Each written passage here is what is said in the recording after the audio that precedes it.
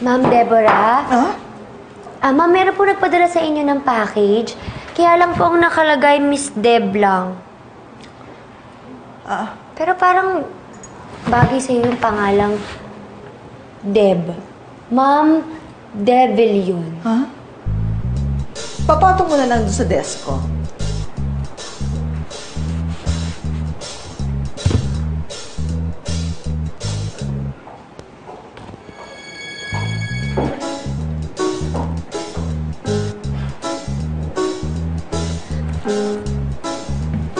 Ma'am Deb? Okay lang po ba kayo? Bakit parang wala pa po kayong tulog, ma'am? Umidlip po kaya muna kayo. Hindi pwede kasi nagpe-prepare ako para sa monthly board meeting. Ay, wow! Wow, Ma'am Deb! Kinakaral niyo po talaga ang pagiging CEO. Para kayong si Sir Daniel. Ano ang ibig mong sabihin? Ma'am, kasi kinikwento sa akin ni Ma'am Rita. Si Sir Daniel din daw po noon. Lagi daw po siya nagpre-prepare para sa board meeting.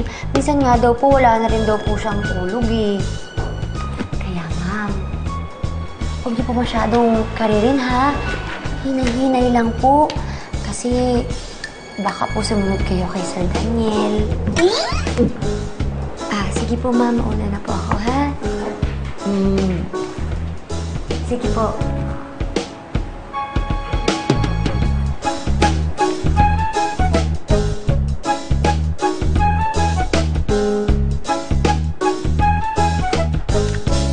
Good morning. Good morning. Good morning. Good morning. Yeah. Good morning. Good morning. Today I would like to present to you our annual sales report. Good morning. Good morning. Daniel. No matter what you do, you will never be as good as Rita or me. You are just a dream. Hindi mo ako matatakot. Hindi ako natatakot sa'yo. Kung alam ko lang, nalolokohin mo kami ng aking anak. I should have fired you noon pa man. And I don't like your pictures in my office.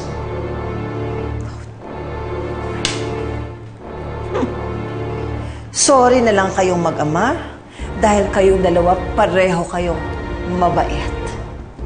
Kaya tuloy kinuha kayo agad ni Lord.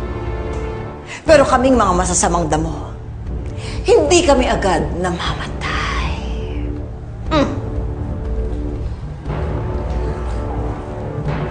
Can I invite you for lunch?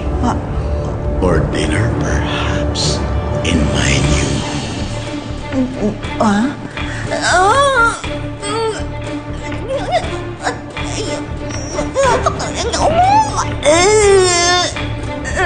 Walang makakarinig sa'yo. Katapusan mo na to.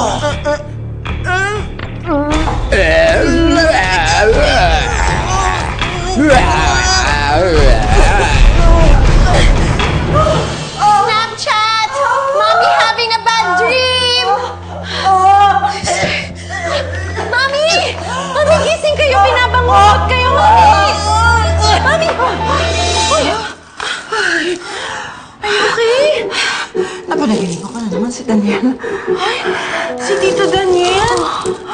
Kung ayaw talaga niya kay Tantanan na. Lagot! Kakampi ba talaga kita? Oo naman, Mi. Ito naman. Pero, Mi, remember, ikaw ang nagpapatay kay Ate Rita.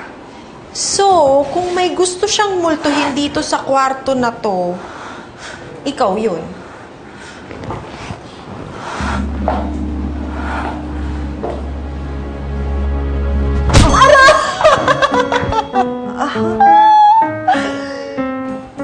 Ang sakit, Mami.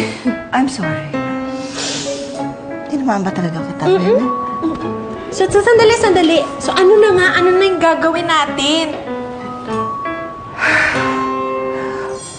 Kailangan humingi ako ng tulong. Kailangan ko ng